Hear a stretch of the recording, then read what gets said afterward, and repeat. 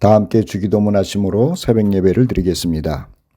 하늘에 계신 우리 아버지, 아버지의 이름을 거룩하게 하시며 아버지의 나라가 오게 하시며 아버지의 뜻이 하늘에서와 같이 땅에서도 이루어지게 하소서. 오늘 우리에게 일용할 양식을 주시고 우리가 우리에게 잘못한 사람을 용서하여 준 것 같이 우리 죄를 용서하여 주시고 우리를 시험에 빠지지 않게 하시고 악에서 구하소서. 나라와 권능과 영광이 영원히 아버지의 것입니다. 아멘. 다 함께 찬송 19장을 부르겠습니다.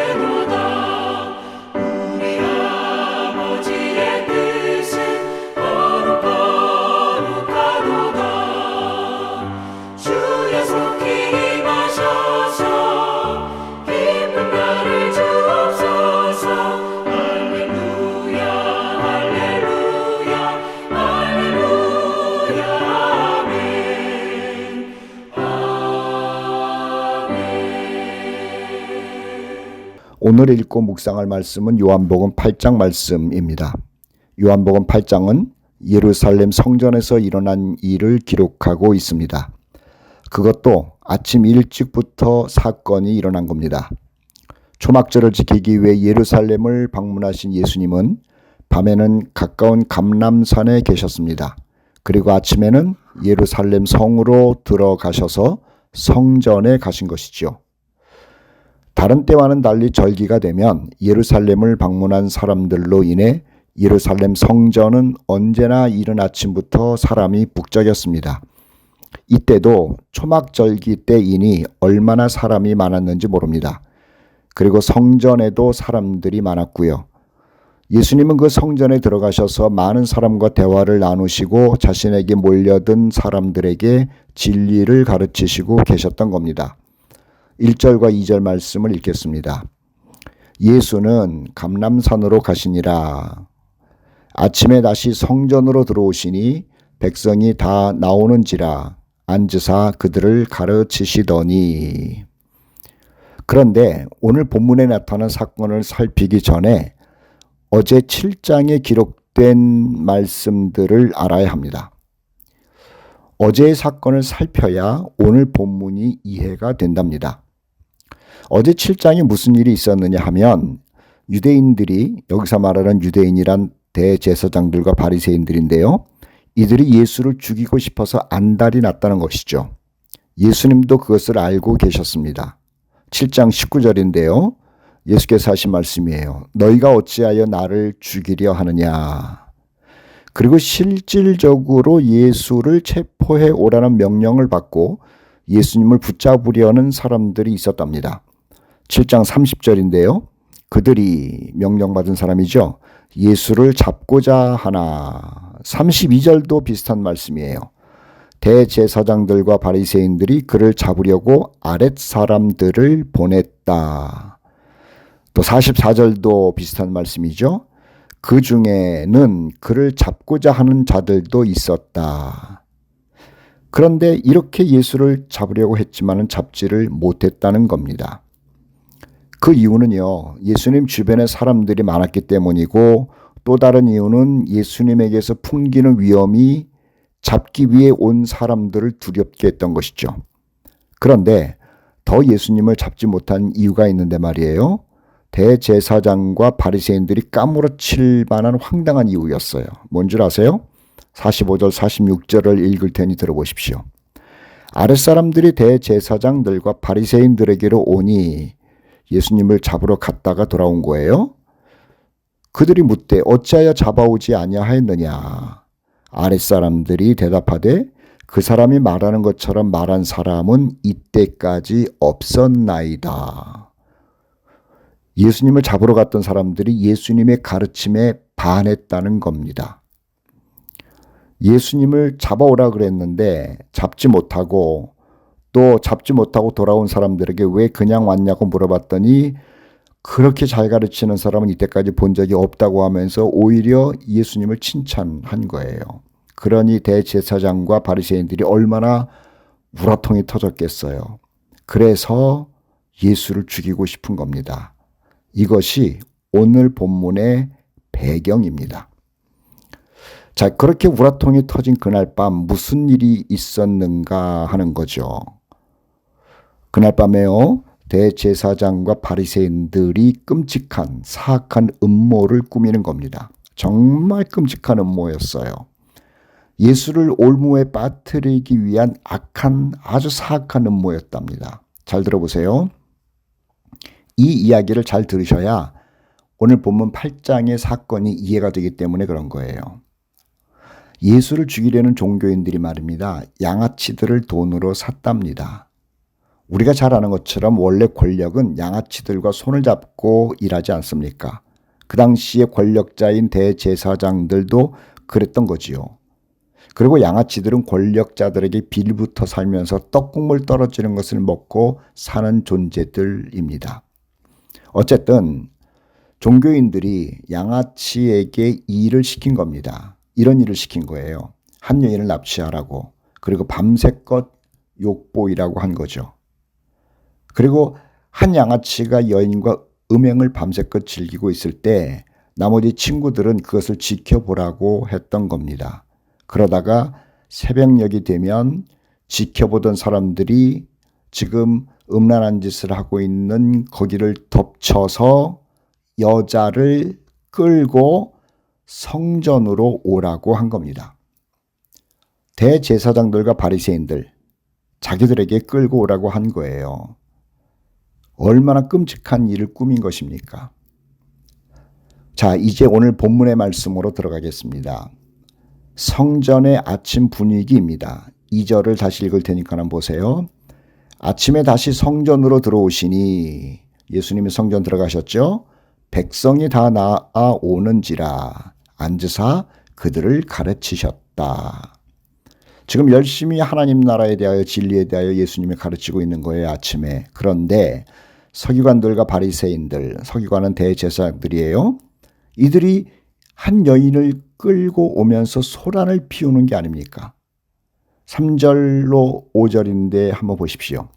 서기관들과 바리새인들이 음행 중에 잡힌 여자를 끌고 와서 가운데 세우고 예수께 말하되 선생이여 이 여자가 간음하다가 현장에서 잡혔나이다.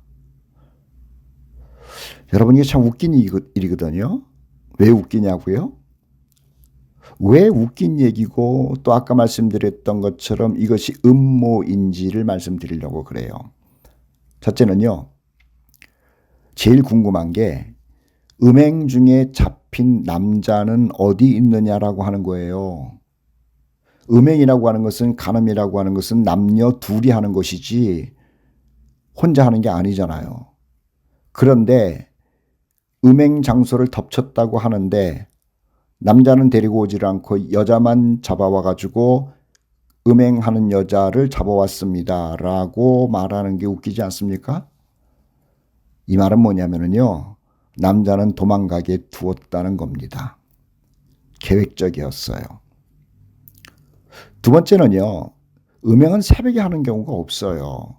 음행을 했다면 한밤중에 했을 것인데 밤새껏 음행하는 것을 구경하는 것을 지켜보다가 구경하다가 지금에서야 잡아왔다는 것도 이해가 되지 않는 부분이라고 하는 거예요. 음행을 하면 그 자리에서 덮쳐가지고 끌고 오는 것이지 그걸 아침에 데리고 옵니까? 말이 안 되는 거죠. 세 번째는요. 여인에게 음행이라는 죄를 정하는 것은 율법적으로 쉽지 않다는 것입니다. 다시요. 여인에게 음행이라는 죄를 정하는 것은요. 율법적으로 그렇게 쉬운 게 아니에요. 여인이 음행을 했다고 할 때는요. 그리고 음행한 여자다라고 말할 때는요. 어떤 경우냐면 유부녀가 남편을 두고 다른 남자와 관계할 때, 그리고 약혼을 했는데 약혼한 남자를 두고 여자가 다른 남자와 관계를 할 때를 음행이라고 규정하는 거예요. 그것도 남편이나 약혼자가 직접 그 여자를 고발할 때만 음행으로 규정할 수 있는 것이죠. 그런데 이 사건을 보면 남편도 없어요. 약혼자도 없어요. 다시 말하면 고발한 자가 없는데 이 여자를 음행한 사람이라고 규정을 하고 끌고 온 겁니다. 여인 혼자예요. 아까도 말했습니다만 남자도 없잖아요. 그런데 서기관들과 바리새인들은 무조건 이 여자를 음행한 여자라고 일방적으로 규정하고 선언하고 있는 겁니다. 그래서 이 아침의 사건을 음모였다라고 말하는 거예요. 예수를 죽이고 싶은데 죽일 수가 없는 대제사장들과 바리새인들이 꾸민 사악한 악한 음모인 거죠. 또 하나 생각해 볼까요? 만일 잡혀온 여인이 음행한 여인이라 하더라도 예수님께 이 문제를 갖고 올 이유가 전혀 없는 겁니다. 그런데 왜 예수님께 이 문제를 갖고 왔냐 하는 것이죠. 대제사장들이 바리새인들이 처리하면 되는데 말입니다. 그리고 음행으로 판정된 죄인이라면은 자신들이 말한 것처럼 자신들이 돌로 쳐서 죽이면 되는데 왜 예수께 가지고 와가지고 묻고 있느냐라고 하는 거예요. 자, 5절 말씀을 봅시다. 모세는 율법에 이러한 자를 돌로 치라 명하였거니와. 자신들이 음행죄에 대한 처벌 규정을 알고 있었던 거지요. 그런데 그들이 하는 말을 보세요. 예수님에게 의견을 묻고 있지 않습니까? 웃긴 겁니다. 주변에 있는 사람들은 종교인들의 속내를 몰랐을지 모릅니다마는 예수님은 그 사악한 마음을 잘 알고 계셨답니다. 6절입니다. 그들이 이렇게 말하면 고발할 조건을 얻고자 하여 예수를 시험함이러라. 다시 말씀드립니다마는 이 사건은 예수님께 물을 사건이 아닙니다. 유대 법정에서 해결해야 하는 사건입니다. 그리고 혹 유대 법정에서 음행이라고 판정을 했다 하더라도 유대 율법에 따라 돌로 쳐 죽이는 것은 불가능합니다. 다시요. 유대 법정에서 음행이라고 판정을 했다 하더라도 실질적으로 유대 율법에 따라 이 여인을 돌로 쳐 죽이는 것은 불가능합니다. 왜냐하면 당시 유대인들은 누구를 죽일 권한이 없었기 때문입니다. 로마 총독에게 재판을 받고 로마 총독 아래서만 사형이 가능했기 때문이죠. 우리가 잘 알고 있습니다마는 예수님을 죽일 때도 유대인들이 자신들의 법으로 죽이지를 못하기 때문에 빌라도에게 가서 죽여달라고 애걸복걸하지 않습니까? 그게 그 당시의 상황이었거든요. 대제사장과 바리새인들이 이걸 잘 알고 있었던 거죠. 그런데 하는 말을 보십시오. 다시 5절을 읽을 테니까는 보세요. 모세는 율법에 이러한 여자를 돌로 치라 명하였거니와 선생은 어떻게 말하겠나이까? 어떻게 말하겠나이까? 이 사건은 예수를 잡기 위한 음모라는 거예요. 만일 예수께서 율법대로 음행한 여인이니 돌로 치라고 했다고 합시다. 죽이라는 거잖아요. 그것은 로마 법정에 고발할 사건이 되는 거예요. 대제사장과 바리새인들은 그걸 노린 거죠. 6절을 보세요. 그들이 이렇게 말하면 고발할 조건을 얻고자 하여 예수를 시험함이러라. 누구에게 고발합니까? 로마 당국에게 고발할 조건을 찾는 거예요. 예수님이 사람을 죽이라고 했다. 예수가 살인 교사를 했다. 예수가 로마법을 어기고 로마와 상관없이 율법을 가지고 사람을 죽이라고 했다. 이렇게 고발하려고 했던 거죠. 그 명분을 찾고 있었던 거예요. 대제사장들과 바리새인들 참 나쁜 사람들입니다. 예수님을 미워하고 죽이고 싶어하는 것도 나쁘고요. 예수님을 죽이겠다고 사람을 사서 잡아오라고 시키는 것도 나쁘고요. 그것도 안 되니까는 한 여인을 욕보이면서 예수의 대답을 끄집어내어 예수를 살인교사죄와 로마의 식민지법을 어긴 죄로 고발하여 로마 법정에 세워 죽이려고 하고 있으니 얼마나 나쁜 자들이냐 하는 것이지요. 끔찍하게도 그 모든 것이 종교의 이름으로 자행되고 있는 겁니다. 예수께서 종교인들의 질문을 듣고 하신 행동을 봅시다. 6절 하반절인데요. 이렇게 써 있습니다. 예수께서 몸을 굽히사 손가락으로 땅에 쓰시니, 무슨 글을 쓰셨는지는 기록되어 있지 않습니다. 그런데 아무 말도 안 하시고 뭔가를 쓰시고 계셨던 것이지요. 한참 쓰신 것 같습니다. 분명 대제사장이나 바리새인들은 예수께서 쓰신 글을 보았을 겁니다. 아마 무슨 글인지도 알았을 수도 있지요. 저들은 글을 아는 사람들이니까요. 그런데 저 종교인들은 예수님의 입에서 무슨 말인가가 나와야 했던 거예요. 예수님의 입에서 무슨 말인가를 들어야 했던 거예요. 다른 사람들은 예수님이 쓰는 글을 보기는 했어도 읽을 줄은 몰랐거든요. 왜냐하면요, 당시의 사람들은 글을 읽을 수 있는 사람이 많지 않았기 때문입니다. 그러니 예수님이 땅바닥에다가 뭐를 쓸 때에 지식인들이나 그것을 알고 있었지 일반 사람들은 뭘 쓰는지 몰랐어요. 그러니 대제사장과 바리새인들 입장에서는 예수님이 말을 해야 예수님의 말한 것을 들었다라고 하는 증인이 있을 것인데 도무지 말을 하지 않으시니 이 증인될 사람이 없는 겁니다. 그래서 글만 쓰고 계신 예수님께 다구치는 거예요. 모세는 이 음행한 자를 돌로 치라고 했는데 당신은 어떻게 말하겠느냐라고 말입니다. 7절 다시 보세요. 그들이 묻기를 마지 아니하는지라. 다른 사람들이 듣도록 말 좀 하라는 것이죠. 만일 예수께서 모세의 법대로 돌로 쳐 죽여야 한다고 하셨으면 어떻게 되었을까요? 조금 전에 말씀드린 대로 로마 당국에 살인교사죄와 로마 식민지법을 어긴 죄로 고발을 했을 겁니다. 반대로 돌로 치지 말라고 했다면 예수가 모세의 율법을 어기게 가르쳤다라고 하면서 주변 사람들을 선동해서 모세의 율법을 어기는 예수를 죽이게 했을지도 모릅니다. 정말 바리새인들과 대제사장들 사악합니다. 아주 교활한 사람들이에요. 자, 계속 보겠습니다. 대제사장과 바리새인들이 계속 다구치니까는요, 앉아서 땅에 글을 쓰시던 예수님이 일어나시고는 주위를 돌아보시면서 한마디 하시더니 다시 앉아 땅에 글을 쓰셨답니다. 7절 8절인데요. 이에 일어나 이르시되 너희 중에 죄 없는 자가 먼저 돌로 치라 하시고 다시 몸을 굽혀 손가락으로 땅에 쓰시니.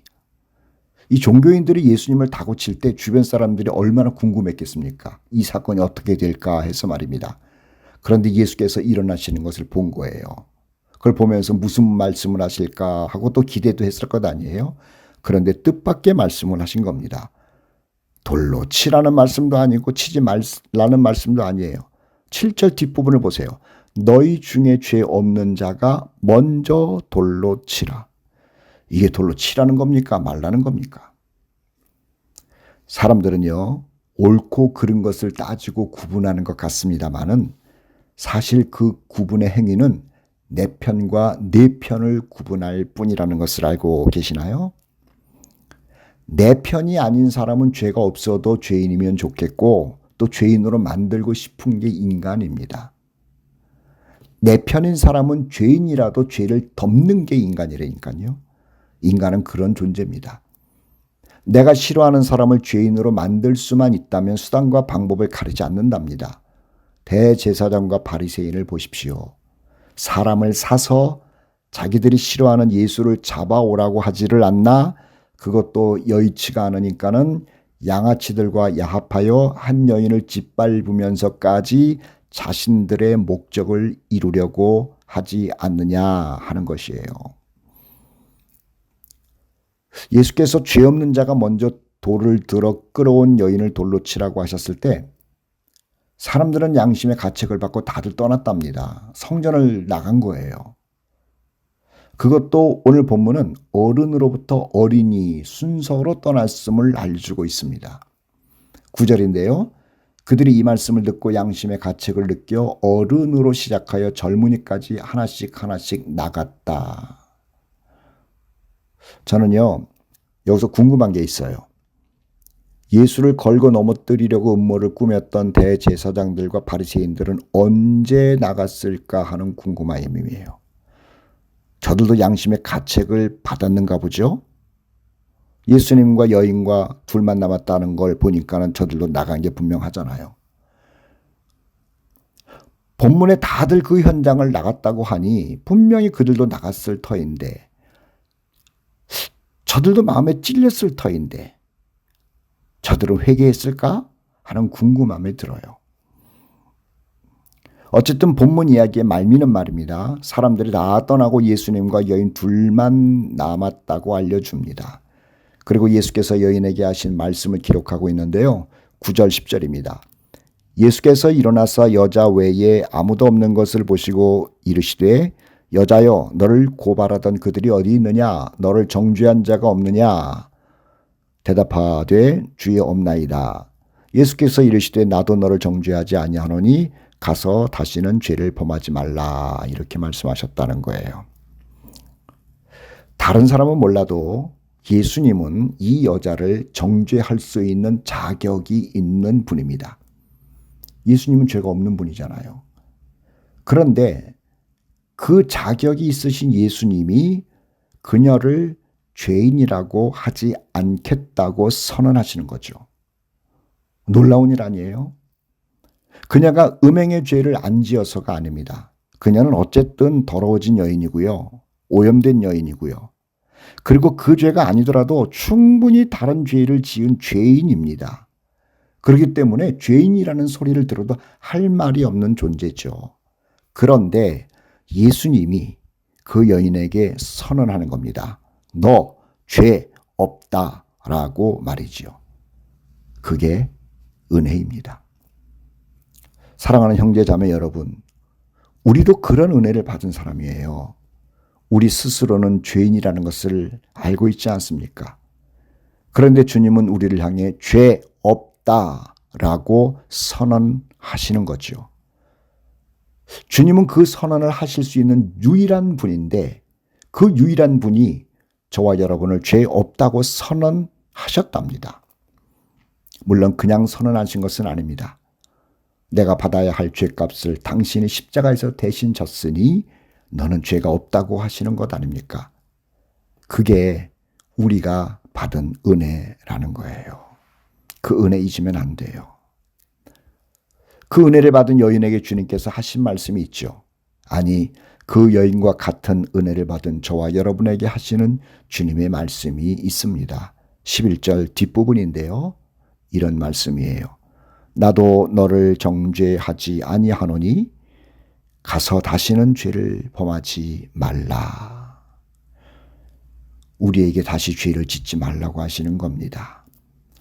사랑하는 형제 자매 여러분, 이 주님의 음성을 듣고 마음에 새기며 살아야 하는 겁니다.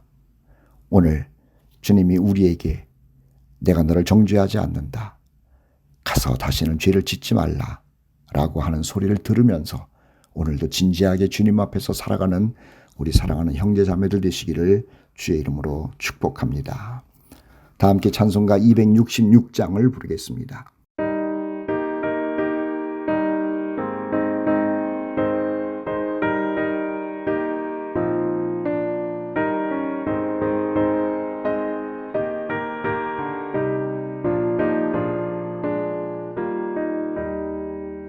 주의 피로 이룬 샘물 참 깊고 넓도다. 구원하는 그 신능력 다 찬송할지라. 찬송하세 주의 보혈 그 샘에 지금 나가. 죄의 깊이 빠진 이 몸 그 피로 씻어 맑히네. 죄악 세상 이김으로 거룩한 길 가는 나의 마음 성전 삼고 주께서 계시네. 찬송하세 주의 보혈 그 샘에 지금 나가. 죄의 깊이 빠진 이 몸 그 피로 씻어 맑히네. 주 예수를 깊이 아는 놀라운 그 은혜, 하늘나라 즐거움이 매일 새롭도다. 찬송하세 주의 보혈 그 샘에 지금 나가. 죄의 깊이 빠진 이 몸 그 피로 씻어 맑히네.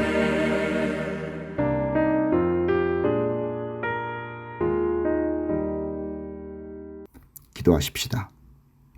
사랑과 은혜가 풍성하신 하나님 아버지, 오늘도 저희들에게 요한복음 말씀을 주심을 감사합니다. 요한복음 8장 말씀에 바리새인들과 대제사장들이 예수를 그렇게 미워하면서 죽이려고 한다는 말씀을 기록하고 있습니다. 저들이 자신들의 기득권 때문에 예수를 저렇게 미워하고 있네요. 아버지 하나님, 사람이 얼마나 악한지 우리가 성경을 통해서 늘 보고 있는데, 성경을 통해서 나 자신을 또 보게 하여 주시고 내 마음에 대제사장과 바리새인과 같은 요소가 남아있지 않는가 생각하며 살아가는 우리들 되게 하여 주시옵소서. 예수께서 여인을 만나시고 내가 너를 정죄하지 않는다, 다시는 가서 죄를 짓지 말라 말씀하셨답니다. 우리도 죄인인데 주님 우리를 죄인이라고 부르지 않으시고 의인이라고 불러주시면서 가서 죄를 짓지 말라는 음성으로 듣습니다. 주님, 주의 음성 마음판에 새기면서 오늘도 말씀하신 주님을 기쁘시게 하며 살아가는 우리 형제들 되도록 도와주시옵소서. 우리에게 늘 말씀해 주시는 주님을 찬양하오며 우리를 죄에서 구원하신 예수 그리스도의 이름으로 기도하옵나이다. 아멘. 오늘도 주 안에서 승리하는 형제자매들 되시기를 축복합니다.